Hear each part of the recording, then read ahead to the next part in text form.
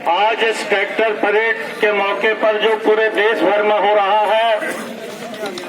आप सबका मैं ऑल इंडिया किसान महासभा की ओर से क्रांतिकारी अभिवादन करता हूं। मानसा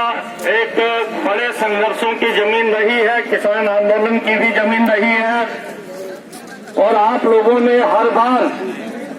इस बात को साबित किया है कि चाहे देश के लिए लड़ना हो, चाहे किसानों के लिए, मजदूरों के लिए, मानसा के किसानों ने हमेशा सड़क पर उतरकर लड़ाई की अगुवाई की है और आज भी आप कर रहे हैं। संयुक्त किसान मोर्चे की जो राष्ट्रीय समन्वय समिति है, नेशनल कोऑर्डिनेशन कमेटी एसकेएम की, उसकी ओर से भी मैं आपको क्रांतिकारी अभिवादन करता हूं। आज जब हम ट्रैक्टर परेड पूरे देश में कर रहे हैं, आपको पता है कि 4 दिन पहले ही इस देश की राजनीति को, इस देश के मजदूरों, किसानों, आम जनता के मुद्दों को भटकाने की एक बड़ी साजिश रची गई और राम जन्मभूमि मंदिर के उद्घाटन के मौके पर देश के प्रधानमंत्री ने जो भाषण दिया, उस भाषण में उन्होंने साफ साफ जो है इस बात को कहा कि हिंदुस्तान के अंदर अब काल चक्र घूमने लगा है और वो अब अपने आप को दैवीय शक्ति से ओतप्रोत बताने लगे हैं। वो खुद को अब राम का अवतार और ईश्वर घोषित करने की तरफ बढ़ रहे हैं। उनके जितने समर्थक हैं वो भी उनको कलयुग का ईश्वर और अवतार बताने की तरफ बढ़ रहे हैं। और पूरे हिंदुस्तान के अंदर आपको पता है, उस दिन देश भर के अंदर जो इन्होंने यात्राएं निकाली, जो देश भर के अंदर आरएसएस और भारतीय जनता पार्टी की भगवा ब्रिगेड ने जो कार्यक्रम लिए, उसमें कई मस्जिदों के ऊपर भगवे झंडे, कई जगह पर चर्चों के ऊपर भगवे झंडे और बहुत सारी जगहों पर लोगों के साथ मारपीट और झगड़े तक किए गए। यानी कि भारत को हिंदू राष्ट्र बनाने की दिशा में एक बहुत बड़े कदम के रूप में भाजपा और आरएसएस 22 तारीख को जो है स्थापित कर रहे हैं। और इसी के खिलाफ संयुक्त किसान मोर्चे ने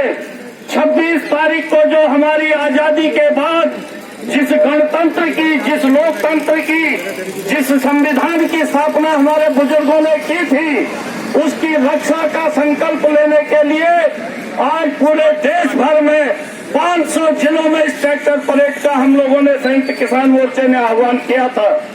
और ये हो रहा है, पूरे देश भर में किसान उतरे हैं। उनके समर्थन में जो केंद्रीय ट्रेड यूनियनें हैं, उन्होंने भी आह्वान किया है वाहन साथ में ले चलने का। और साथ ही साथ मैं आपको बताना चाहता हूं कि ये जो 26 तारीख के बाद जो 16 तारीख को हम लोगों ने एसकेएम ने ग्रामीण भारत बंद, केंद्रीय ट्रेड यूनियनों ने औद्योगिक बंद, औद्योगिक हड़ताल और सेक्टर के कर्मचारियों की हड़ताल का जो आह्वान किया है, उसके समर्थन में अभी 2 दिन पहले हमारी देश की अन्य ट्रेड यूनियनों के साथ बात हुई है। हम लोगों की जो पेंशन स्कीम, पुरानी पेंशन स्कीम के लिए लड़ रहे कर्मचारी हैं, उनके साथ बैठक हुई है। हमारी छात्र, युवा और जो स्त्री सभाएं हैं पूरे देश लेवल की, पूरे कुल हिंद लेवल की, उन सबके साथ संयुक्त किसान मोर्चे की केंद्रीय सेक्रेटरीट की मीटिंग हो चुकी है। मैं खुद उन मीटिंगों में रहा हूं और सारे लोगों ने 16 तारीख को आज भी पूरे देश में सारे संगठन जहां भी संभव होगा थोड़ा बहुत हमारे साथ चलेंगे। लेकिन 16 तारीख को जो ग्रामीण भारत बंद हमने कहा है, जो ट्रेड यूनियनों ने इस देश के अंदर इंडस्ट्रियल हड़ताल का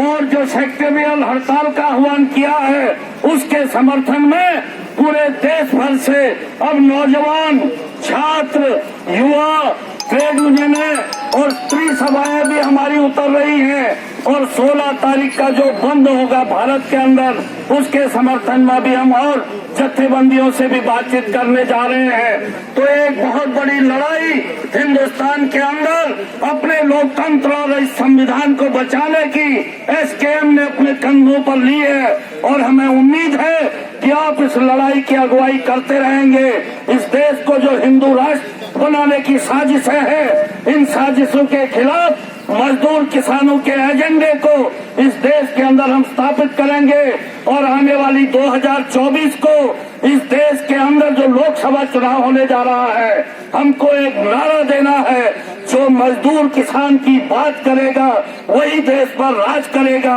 और ये जो हिंदू राष्ट्र का नारा लेकर के, संकल्प लेकर के लोग आ रहे हैं, इनको हमें शिकस्त देनी है। मोदी सरकार को हमको सत्ता से उखाड़ फेंकना है, तभी हम अपनी लड़ाई को और आगे बढ़ा पाएंगे और अपनी जीत की तरफ ले जा पाएंगे। आप सबका क्रांतिकारी अभिवादन।